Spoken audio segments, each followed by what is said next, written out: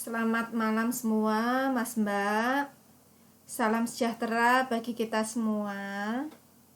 Hari ini kita memasuki di pertemuan ketujuh ya.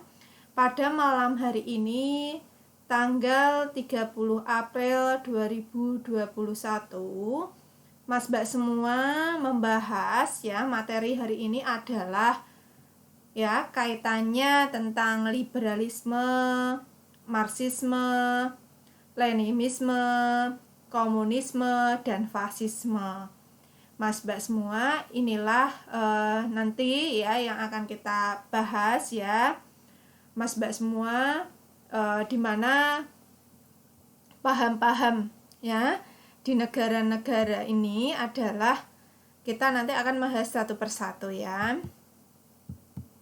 Nah, kita yang pertama ini Mas Mbak semua membahas tentang paham liberalisme.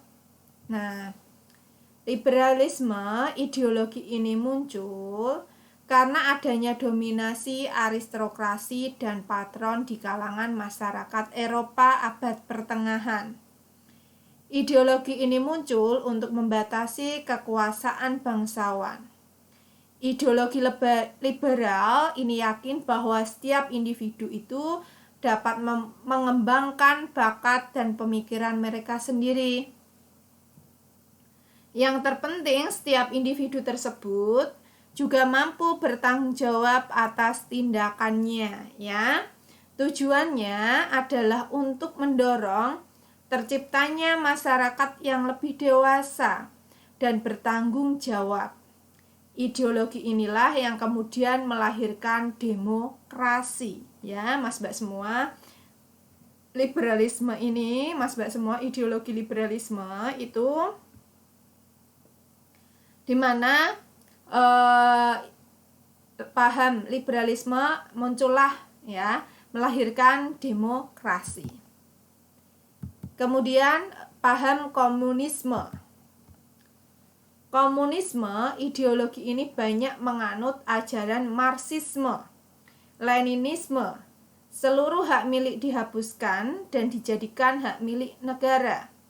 Menurut ideologi ini, agama adalah candu.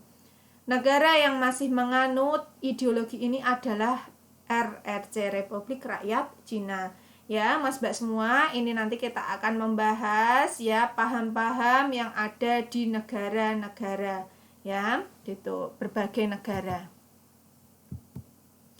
Kemudian setelah Anda memahami paham liberalisme ya, sekarang kita akan memahami dari paham sosialisme. Di mana untuk sosialisme ini merupakan reaksi terhadap revolusi industri. Ideologi ini diharapkan dapat melahirkan masyarakat yang berpikir jernih dan memiliki kejelasan argumen. Hak milik pribadi dihapuskan dan dijadikan hak milik bersama atas sarana produksi. Paham ini banyak dianut oleh negara-negara Eropa Barat.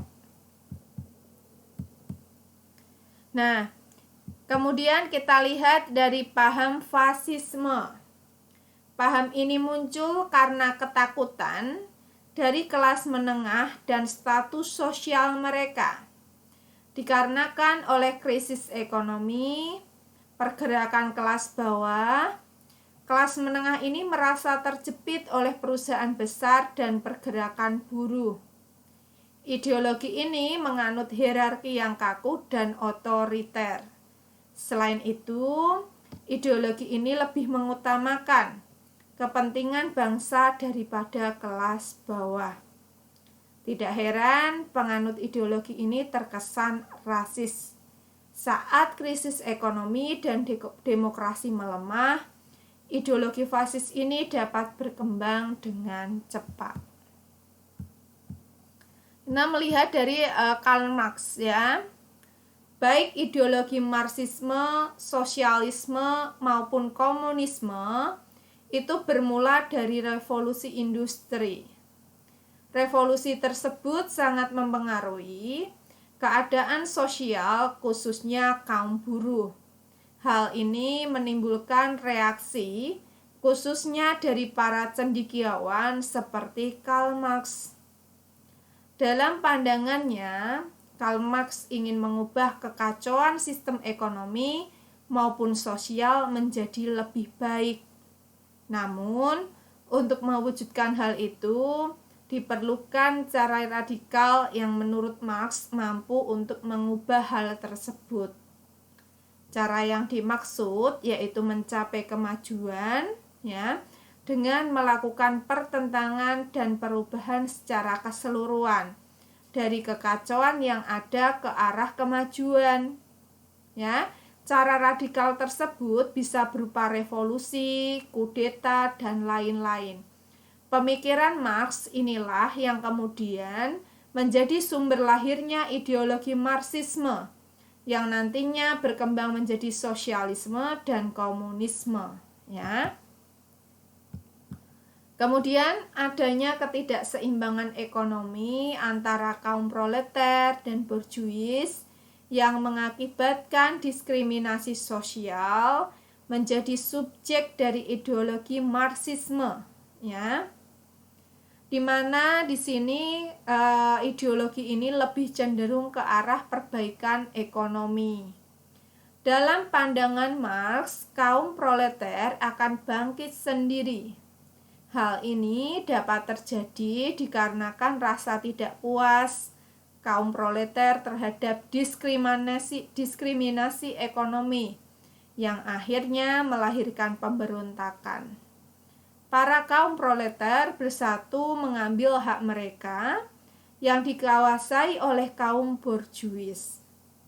Dengan bersatunya kaum proleter, maka hancurlah kekuasaan dan kesewenang-wenangan kaum borjuis, sehingga dalam pandangannya Marx berargumen bahwa kapitalisme pada puncak perkembangannya akan mati dan diganti oleh komunisme. Seiring dengan berjalannya waktu, paham dan pemikiran dari para tokoh yang terinspirasi dengan ajaran Marx mulai mengambil kesimpulan yang berbeda, seperti Lenin yang memandang tidak hanya kaum buruh yang berjasa dalam pengembangan revolusi, tapi juga kaum petani. Ia juga berargumen bahwa kaum proleter membutuhkan pemimpin yang terdiri atas profesional revolusioner, berupa partai politik untuk dapat mewujudkan revolusi mereka. Apabila revolusi gagal, maka masa imperialisme akan terus berlanjut sehingga memperpanjang usia kapitalisme, ya. Kita lihat bahwa keberadaan Marxisme ini berkembang dalam bentuk sosialisme yang bertujuan menciptakan masyarakat sosialis yang sama derajatnya dan menghilangkan hak individu dan menggantinya dengan hak bersama. Namun, berbeda dengan Marxisme, paham ini cenderung memilih perdamaian untuk mencapai suatu perubahan daripada cara brutal dan radikal, baik berupa pemberontakan, kekerasan, maupun revolusi. Dalam aspek sosial dan ekonomi, paham sosialis ini lebih jelas mengatur hal tersebut. Adil dalam sosialis berarti membatasi, bahkan menghapus hak individu, terutama dalam hal sarana produksi. Dengan mengganti hak milik atas sarana produksi menjadi milik bersama, maka ketimpangan distribusi kekayaan yang tak terelakkan dari lembaga pemilikan pribadi di bawah kapitalisme dapat ditiadakan. Kemudian kita lihat dari Stalin, ya, menonjolkan sikap otoriternya ini melebihi Lenin. Ia juga mengganti undang-undang yang lebih mengarah ke masyarakat komunis. Dengan demikian, Transformasi ke arah masyarakat komunis ya terrealisasi secara resmi dengan terwujudnya masyarakat komunis sebagaimana yang dicita-citakan oleh Marx, maka tidak ada lagi kelas sosial di mana manusia itu dibebaskan dari keterikatan kepada hak milik individu. Tidak ada lagi eksploitasi, penindasan, serta paksaan dari kesewenang-wenangan kaum borjuis ya. Kemudian kita lihat perbedaan utama antara sosialisme dan komunisme itu terletak pada sarana yang digunakan untuk mengubah kapitalis menjadi sosialisme. Paham sosialis ini berkeyakinan perubahan kapitalisme itu dapat dilakukan dengan cara damai dan demokratis. Paham ini juga mengutamakan perjuangan perbaikan nasib buruh secara bertahap dalam hal keikutsertaan dalam pemerintah yang belum seluruhnya menganut sistem sosialis. Sedangkan paham komunis berkeyakinan bahwa perubahan atas sistem kapitalisme itu harus dicapai dengan cara-cara revolusi. Dalam masa transisi, dengan bantuan negara di bawah diktator proletariat, seluruh hak milik pribadi dihapuskan dan diambil selanjutnya oleh negara. Paham sosialisme banyak diterapkan di negara-negara Eropa Barat, sedangkan paham komunis pernah diterapkan di bekas negara Uni Soviet dan negara-negara Eropa Timur. Kini paham komunis masih diterapkan di Republik Rakyat Cina, Vietnam, dan Korea Utara.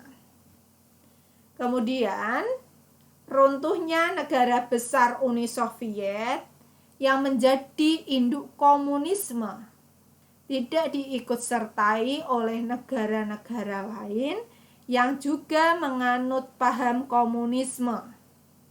Hal ini disebabkan karena sebenarnya paham komunis di negara Uni Soviet berbeda dengan paham komunis di Republik Rakyat Cina maupun negara lain yang sama-sama menganut komunis dalam penafsiran mereka terhadap ajaran Marxisme. Contohnya, Revolusi Oktober di Uni Soviet dimotori oleh kelompok pelopor, sedangkan revolusi di Republik Rakyat Cina dilakukan dengan cara gerilya bersama para petani. Dengan adanya perkembangan pemikiran para ahli dalam mengartikan komunisme, kita lihat Khrushchev itu mencerminkan komunisme itu sebagai suatu gaya hidup berdasarkan pada nilai-nilai tertentu. Yang pertama, gagasan monoisme yang menolak adanya golongan dalam masyarakat. Karena apabila ada golongan-golongan dalam suatu masyarakat, maka dianggap sebagai perpecahan. Dalam hal ini, persatuan dipaksakan dengan keotoritaran dan oposisi ditindas. 2. Kekerasan dipandang sebagai alat yang sah dan harus dipakai untuk mencapai komunisme. Keotoriteran harus digunakan baik terhadap musuh maupun pengikut komunisme sendiri. 3. Negara merupakan alat untuk mencapai komunisme. Oleh karenanya, semua aparatur negara dan alat kenegaraan diabadikan untuk mencapai komunisme, sehingga negara ikut andil baik bidang politik, sosial, maupun budaya. Dengan adanya peran negara dalam berbagai aspek, maka kebebasan masyarakat dalam berinspirasi juga dikekang oleh negara. Hal tersebut dibuktikan pembatasan pers di negara komunis, yang mana pers di negara komunis itu akan menampakkan sisi baik negara komunis, ya. Kemudian kita akan mengetahui ya bagaimana ya untuk mewujudkan nilai-nilai diperlukan juga beberapa hal. Yang pertama itu adalah sistem satu partai yang menjadi pelopor kaum buruh untuk membangun masyarakat komunis baik bersifat umum maupun kenegaraan. 2. Secara formal, komunis tidak begitu mementingkan ajaran trias politika karena wewenang yang sebenarnya dipegang oleh Partai Komunis. 3. Adanya pemilihan umum ya yang bersifat rahasia dan tidak ada kemerdekaan politik di dalamnya. Selain itu, pencalonan didasarkan atas sistem calon tunggal untuk setiap kursi. Setiap calon harus ditetapkan oleh Partai Komunis. Pemilihan umum bukan berarti penunjukan kepengurusan yang baru, akan tetapi untuk memperlihatkan kepedulian dan keikutsertaan rakyat dalam mendukung pemerintahan komunis.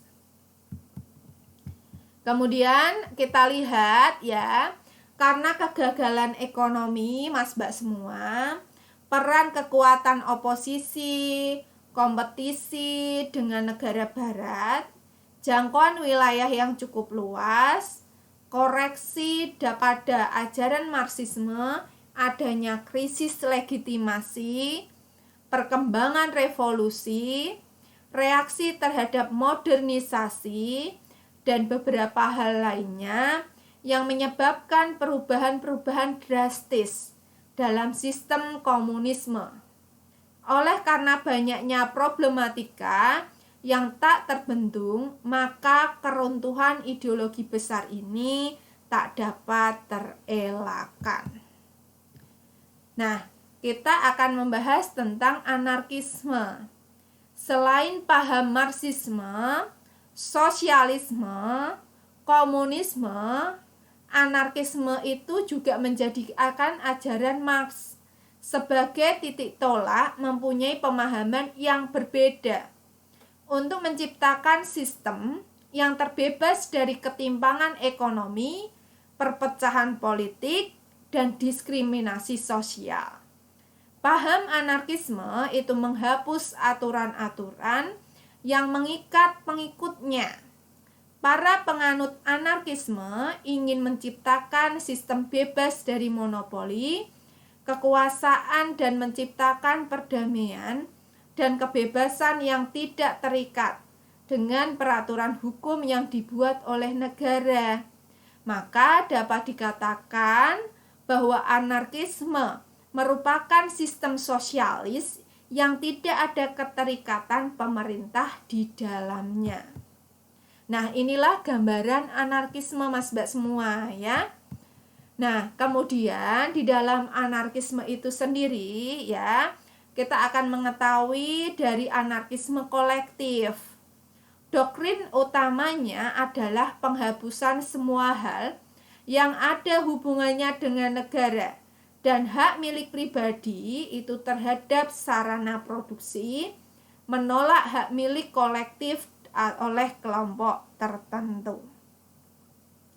2. Anarkisme komunis.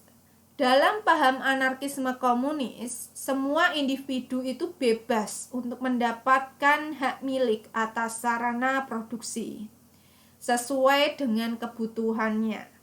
Maka menurut paham ini, semua manusia itu baik individu maupun kelompok berhak untuk bekerja sama dalam produksi dan berhak memenuhi kebutuhan bersama keinginan mereka sendiri.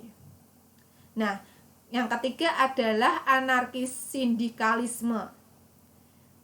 Prinsip yang digunakan adalah solidaritas pekerja, aksi langsung, dan manajemen mandiri buruh.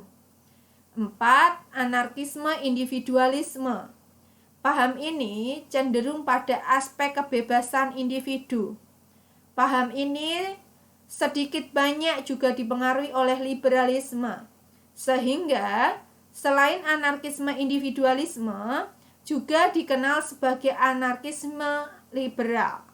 Ya, namun dikarenakan ajaran ini menekankan bahwa setiap manusia pada dasarnya baik, sehingga suatu sistem kehidupan dapat terlaksana dengan baik tanpa harus ada kekerasan, penindasan, dan otoriter.